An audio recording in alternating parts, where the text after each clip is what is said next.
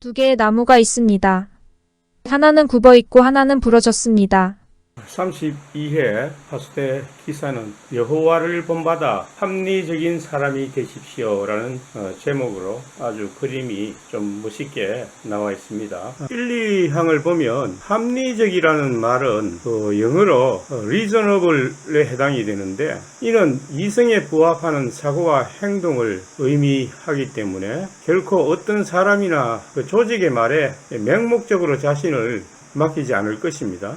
또한 합리적이라는 말은 논리적으로 비판하고 이성의 판단에 따르는 것을 의미하고 있습니다. 3, 4항으로 넘어가서 쭉 보면 아래쪽에 부자와 가난한 사람 모두 똑같은 희생제물을 요구하지 않았습니다. 몇몇 경우에 그분은 각자 형편에 따라 희생제물을 바칠 수 있게 해주셨습니다. 그라는 말을 보면 워치타워 법인의 기부금을 내라는 얘기로 들립니다. 가난하든 부하든 자신의 능력에 따라 기부하라는 말같이 들립니다. 자, 그러나 2010 파수대만 보더라도 구글은 성원들에게 불쾌감을 주기 때문에 워치타워 협회는 결코 돈을 요구하지 않겠다고 약속했습니다.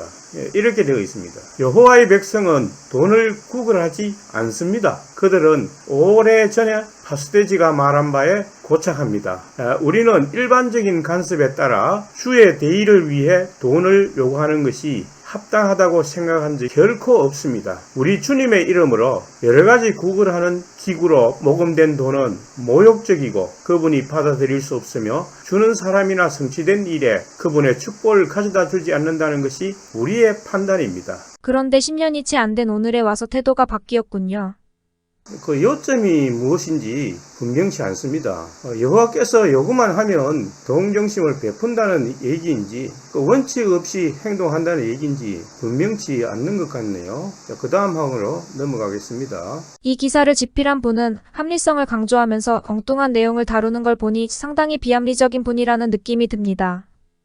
6, 7항 5항부터 계속해서 성서를 가르치려는 것인지 워치타워가 말하고자 하는 바를 성서를 이용하는 것인지 좀 헷갈립니다. 하나님께서 전지전능 전선하시다라는 뻔한 말을 반복하는 것 같은데 그 요점이 무엇인지 불분명합니다. 합리적이 되라는 말은 수긍이 되지만 용어의 의미에 전혀 맞지 않는 해설이 계속되고 있네요. 워치타워가 말하는 것은 합리성과 관계없는 말들이며 성서에서도 합리적이 될 것을 요구하지는 않습니다. 합리적이라는 말은 그 이치에 맞고 사고와 행동이 이성적이라는 것을 의미하는데 설명이나 그 애들은 좀 엉뚱한 얘기만 계속 늘어놓고 있습니다. 파수대의 예들은 보니까 그 합리성으로 설명할 것이 아니고 그리스도인 특성으로 설명되어야 한다고 봅니다. 8항 파수대에서 제안하는 4가지 점은 합리성으로 설명하는 것이 아니라 최선의 방법을 설명하고 있는 것으로 보입니다. 합리성을 가장 좋은 방법과 동일시하는데 같은 점이 있기도 하지만 의미는 다릅니다. 합리적인 사람이 있는가 하면 비합리적으로 보여도 정서가 풍부한 행동과 사고를 하는 사람도 있습니다. 또한 어떤 믿음은 매우 비합리적으로 보일 수도 있습니다. 예를 들면 가난한 가부가 자기 전 재산인 2랩돈을 헌금하며 넣는 것이 합리적입니까? 그것은 분명히 합리적인 행동이라고 볼 수 없습니다. 하지만 훌륭한 행동입니다. 지금 파수대의 설명의 방향은 현실적이 되는 것을 합리적인 것으로 보려는 경향이 있습니다. 그리스도인의 특성이 합리적이어야 한다면 왜 성령의 열매에 합리라는 열매는 없습니까? 9항의 화제는 결국 워치타워 법인의 영업활동으로 돌아가고 있네요. 코로나 팬데믹으로 활동하기 어렵더라도 전화나 메일로 영업할 수 있다는 점을 현실로 받아들이라는 그런 취지로 설명이 되고 있습니다.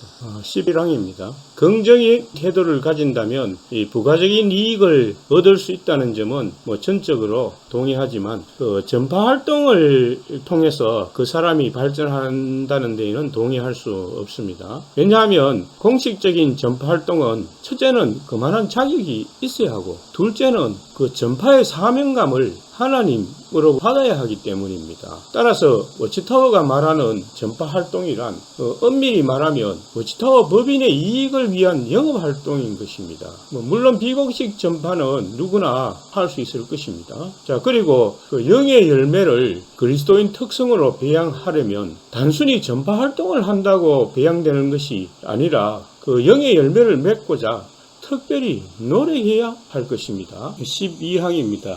워치타워 법인의 그 위선적인 의의 중 하나는 이 봉사라는 단어인데, 이 단어를 그 영업 활동에 국한시킨다는 점입니다. 그렇게 함으로써 일반 여호와의 증인들이 그들의 영업 활동을 의무화시키고 자긍심을 갖게 하는 그 잠재적 요소로 작용시키게 한다는 점이죠. 매우 교묘한 그 마인드 컨트롤이라고 할 수 있을 것입니다. 13항입니다. 다른 사람을 배려하는 태도는 비이기적이고 이해심이 많은 태도이다. 그것은 합리적인 것과는 다른 성질이다. 14항 헤어스타일과 복장에 대해서 이야기하고 있는데, 이것은 그 사회 풍습과 많이 다르다면 청중이 이상한 생각을 가질 수 있지만, 일반적인 캐주얼은 사실 아무런 문제가 되지 않고 오히려 자연스럽습니다. 연단에서 반드시 양복 차림을 해야 한다는 것도 그 일종의 율법이라고 볼 수 있습니다. 가능하면 스스로 알아서 하는 자율성을 부여하는 것이 좋다고 생각됩니다. 초등생 꼬마에게 양복을 입힌 모습을 한번 상상해 보십시오. 15항은 건강관리에 대해서 나와 있네요. 기억해야 할 점 1에 보면 하나님의 왕국만이 병을 완전하고 영구적으로 치료할 수 있다고 했는데, 이런 소리는 하나만 하죠. 하나님만이 전지전능하다라는 소리와 다를 바 없습니다. 그런데 워치타워 교리에 따르면 1914년에 왕국이 설립되었다고 떠드는데, 한 사람이라도 기적으로 병을 낫게 한 예가 있습니까? 하나님의 왕국은 말에 있는 것이 아니라 능력에 있다는 사실을 기억해야 합니다. 고린도전서 4장 20절에 나와 있죠. 이 그림을 보니까 항상 말로만 하나님의 그 왕국을 이야기하고 있습니다. 정인들은 누가 아프거나 다치면 절대 병을 낫게 하려고 방문을 하거나 그런 일 없습니다. 그저 병원에 가거나 치료하는 그런 방법만을 취하죠. 그런데 성경에 보면 사실 병든 자를 위해서 기름을 바르고 하는, 기도하고 하는 그런 장면이 많이 나오고 있죠. 마지막 16, 17항이네요. 독단적인 견해를 배제하라는 말에는 전적으로 동의를 합니다. 그러나 와치타워 교리는 매우 독단적이라는 점을 인정해야 할 것입니다. 끝으로 이 합리적이라는 어구를 잘못 사용하고 있는 것 같습니다. 이 파수된 내용에서 어떤 것이 합리적인가는 사람마다 다를 수 있기 때문에 이 파수된 내용의 그 제목을 균형 잡히고 영적인 사람이 되어야 한다는 표현을 차라리 권하고 싶네요. 합리적이라는 표현은 여러 경향 중에서 이성의 바탕을 두는 것을 의미합니다. 예를 들면 역사에 나타난 여러 철학 사조들은 경험주의, 관념주의, 합리주의, 공리주의, 실존주의 등 여러 가지 경향으로 나타나는데, 이 경우 합리주의란 것은 데카르트와 스피노자가 대표적 인물로서 이들은 주로 그들의 철학이 철저히 이성의 바탕을 두고 있기 때문에 이런 명칭을 붙인 것입니다. 현대에 이르러서 경제 생활에 거의 집중해서 가장 경제적이라는 것은 가장 이익이 되는 것이라는 의미로 사용이 되고 있습니다. 자, 이제 합리적이라는 것이 무엇인지, 또 이 합리적이라는 의미를 제대로 어떻게 적용할 수 있는 것인지, 성서가 과연 합리성을 요구하고 있는 것인지, 그 점에 대해서 한번 살펴보도록 하겠습니다. 지난번 영상에서 이타심을 발휘해서 하나 되는 공동체 형성에 대해서 말씀드린 바 있습니다.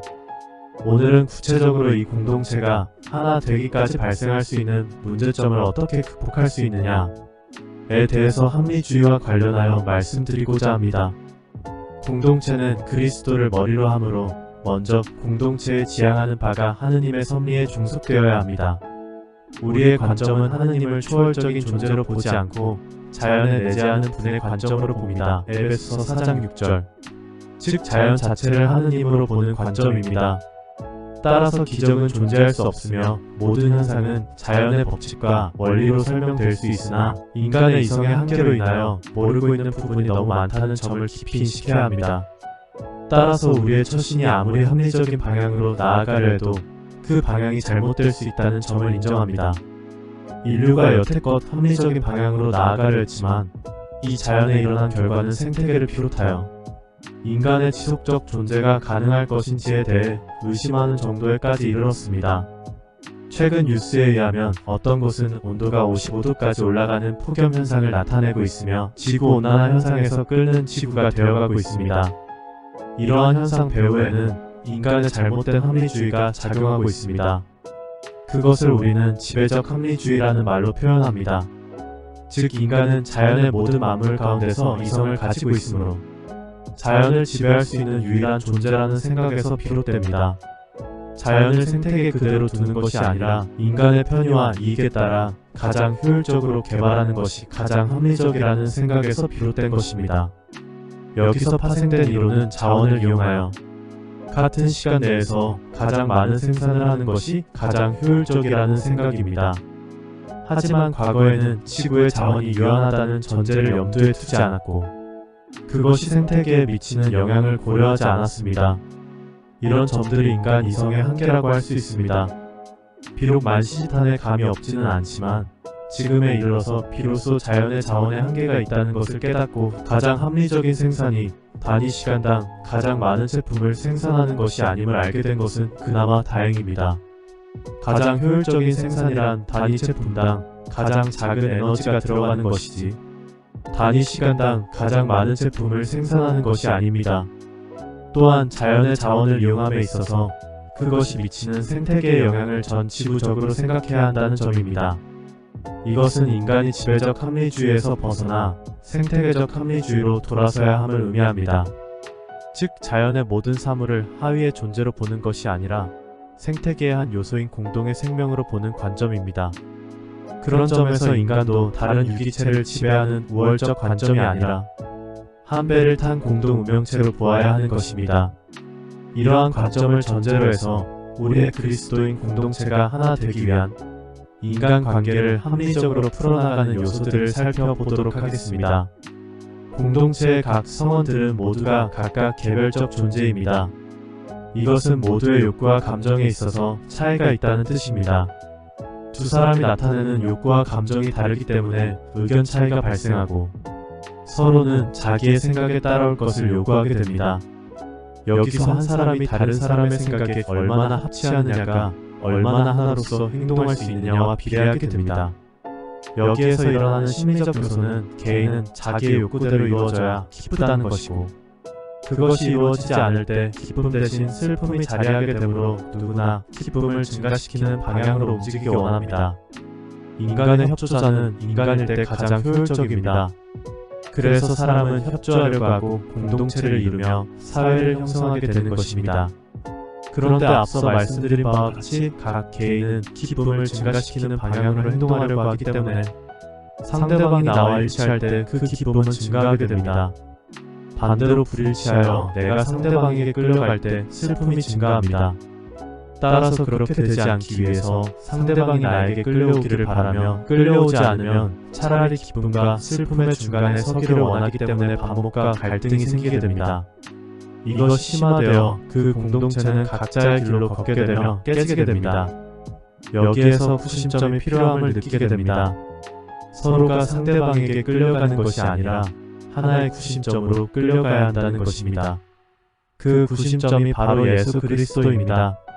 우리의 모든 욕구와 감정과 목표가 그리스도에게로 전적으로 향할 때 우리의 정서와 요구는 그리스도의 그것과 일치하게 되고 따라서 모두는 일치하여 하나가 성립되는 것입니다. 그리스도의 요구와 정서는 매우 많은 이론으로 이루어진 것이 아니라 모든 사람에게 자신을 비우고 이타심을 가지라는 사랑의 한마디로 요약되는 것입니다. 우리가 서로 사랑하게 되면 우리의 관념이나 욕구나 정서들은 모두 하위가 되어 분열되는 요소로 작용하지 못합니다. 그러므로 사랑을 이루기 위해서 그리스도를 향해야 하고 그리스도를 향한다는 것은 서로를 자신과 동등하게 여기는 사랑을 나타내는 것입니다. 이것이 아가페라는 동등 배려입니다. 공동체가 발전하여 번영하지 못하는 것은 하나가 되지 못하기 때문이며, 이는 공동체 성원이 그리스도를 향해 자기의 욕구와 정서를 일치시키지 못하기 때문입니다. 만일 그리스도가 없다면 단 두 사람끼리도 하나로 일치시키는 것은 거의 불가능할 것입니다. 그러나 그리스도께서 우리를 위하여 돌아가신 사랑을 깊이 새겨 우리의 욕구와 정서를 그분과 일치시킨다면 그 공동체는 반드시 가장 큰 창조력을 발휘하게 될 것입니다. 인간의 욕구는 본능적으로 자기를 보존시키려는 식욕과 자기와 같은 개체를 번식시키려는 성욕이 있습니다. 달라 보이는 대부분의 욕구라 하더라도 근원적으로 내려가면 결국 이 두 가지 욕구를 만족시키기 위한 파생된 욕구들입니다. 가령 다른 사람들에게 인정을 받고 싶어하고 명예를 얻으려는 욕구는 더 잘 후자의 경우를 프로이드는 리비도라는 용어로 표현했는데, 이는 모든 동물이 가지는 가장 기본적이고도 강력한 욕구입니다.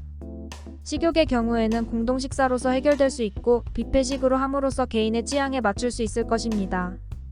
그러나 성욕의 경우는 인간이 공동체를 이루고 삶으로써 원하는 성적 상대를 마음대로 고를 수 없다는 제약을 받고 있습니다. 따라서 인간은 자기의 열정을 공동체 성원들의 인정을 얻는 데와 명예를 얻는 데에 바침으로써 원하는 성적 상대를 얻으려고 하는 것입니다. 만일 성적 욕구가 사라진다면 이에 파생되는 명예를 얻고자 하는 욕구도 그와 비례하여 감소하게 됩니다. 이것은 생물학이나 심리학에서 매우 비중 있게 다루는 분야입니다. 따라서 그리스도인 공동체에서 가장 문제가 될 수 있는 것은 성적 욕구를 어떤 방법으로 가장 공평하게 분배하느냐 하는 문제가 될 수 있다고 봅니다. 하지만 이에 대한 성급한 대책은 기존 질서에 반하는 매우 위험한 요소가 될 수 있으므로 시대의 변천에 따라서 다루어져야 할 문제로 돌리려 합니다. 여기서 합리적이 된다는 것은 단순히 자기의 지식과 자기의 표준을 따르는 것이 아니라 공동체 성원 모두가 같은 배를 타고 있으며 선장인 그리스도의 정신으로서 협조할 때 그 배는 목적지에 도달될 수 있다는 생각을 말하는 것입니다. 예수가 그리스도라는 생각은 어디에서 옵니까? 그것은 하느님의 나라가 반드시 도래하리라는 희망의 확신에서 오는 것입니다. 예수께서는 하느님의 나라 운동을 전개하셨고 사도들 또한 그 운동을 이어받았습니다. 그것은 죽으면 천당에 간다는 생각이 아닙니다. 그렇게 생각하도록 유도하는 것은 상당 부분은 비합리적인 관념입니다. 왜냐하면 죽어서 영원히 가는 천국은 이 세계와 유리되어 있기 때문에, 그곳은 누구나 죄를 자동으로 짓지 않기 때문에 행복하다는 생각을 가집니다. 그러면 현재 이곳에서 죄 짓는 거랑 아무런 상관이 없게 됩니다. 아무리 죄를 짓더라도 예수를 믿는 즉시 용서받아 죽으면 천국에 가므로 이 세상에서 자기 욕망대로 죄를 지어도 천국에서 사는 것이랑 관계를 지을 수 없습니다. 여기서 죄를 지어도 천국에서는 죄를 안 짓는데 무슨 상관이 있습니까? 따라서 여기서 죄를 안 지어야 천국에 갈 수 있다고 한다면 천국의 삶도 죄랑 연관성이 있다는 것을 이해하게 될 것입니다. 그래서 천국은 장소를 의미하는 것이 아니라 인간의 관계를 의미하는 것입니다. 또한 천국은 가는 장소가 아니라 인간의 관계로서 오게 되는 상태를 나타내는 용어입니다. 인간의 관계가 좋다는 것은 그가 모든 사람과 어울려 행복한 삶을 누릴 수 있다는 것을 의미하는 것입니다. 모든 사람이 좋은 인간관계를 누린다면 바로 그것이 하나님의 나라가 도래한 것입니다. 따라서 모든 사람의 인간관계가 좋아지도록 자신부터 새로운 인간성으로 옷을 갈아입어야 하는 것입니다. 용서를 받는다는 것은 새로운 옷을 입기 위한 준비 단계일 뿐입니다. 그가 비록 용서를 받았다 하더라도 새 인간성의 옷으로 갈아입지 못한다면 그는 여전히 좋은 인간관계를 누릴래야 누릴 수가 없는 것입니다. 따라서 그는 구원을 받지 못한 상태인 것입니다. 여기서 새로운 옷을 갈아입는 과정을 결코 순탄하게 생각해서는 안 됩니다. 사도행전에 기록되기를 하나님의 나라에 들어가려면 많은 환난을 겪어야 한다고 되어 있습니다. 이 말씀은 매우 당연합니다. 우리가 많은 시련과 고난을 겪는 과정에서 그에 올바로 대처하려고 하기 때문에 새로운 인간성의 옷을 입게 되는 것입니다. 그러므로 자신에게 환난의 과정이 주어지지 않으면 새로운 옷을 입을 기회 자체가 없는 것입니다. 따라서 우리에게 주어지는 큰 환난인 시련과 고통이 얼마나 감사한 선물입니까? 그러한 환난은 그리스도인 각자가 개인적으로 받기도 하지만 하나의 경제 공동체로서 세상에서 성장해 가는 과정에서 가장 확실하게 옵니다. 왜냐하면 공동체 안에서 머리이신 그리스도의 생각과 일치시키려 하는 데서 가장 큰 어려움을 겪기 때문입니다. 이것이야말로 좋은 인간관계를 만드는 가장 확실한 지름길입니다. 각 그리스도인들에게 닥치는 환난은 내부적이면서 동시에 외부로부터 오는 것이기 때문입니다. 계시록 7장에서 알려주는 바와 같이 모든 족속과 백성과 방언에서 나오는 흰옷 입은 큰 무리는 반드시 큰 환난을 통과하는 사람들입니다. 그 큰 환난은 특별한 시기에 정해진 환난이 아닙니다. 그 환난은 그리스도인이 새로운 인간성을 입는 기회의 환난인 것입니다. 환난이라고 해서 우리는 두려워할 필요는 전혀 없습니다. 우리가 발전하는 한 과정이기 때문에 오히려 희망으로 기뻐할 수 있습니다. 단순히 고통과 슬픔만이 존재한다면 그것은 선물일 수 없습니다. 우리는 그 자체로도 기쁨으로 받아들이고 행복할 수 있습니다. 그것이 그리스도께서 고난을 겪으시면서도 희망을 가지고 기쁘게 인내하셨던 이유인 것입니다. 그분은 그로 말미암아 말하자면 하나님의 우편에 오르신 것입니다. 그래서 그리스도인 경제 공동체의 성원이 되고자 하는 자는 이런 면밀한 검토와 새로운 성품의 옷을 입고자 하는 사전의 각오를 필요로 하는 것입니다. 새로운 옷은 입는 사람은 생명의 면류관을 받은 것입니다. 새로운 제도에는 새로운 사람이 합당합니다.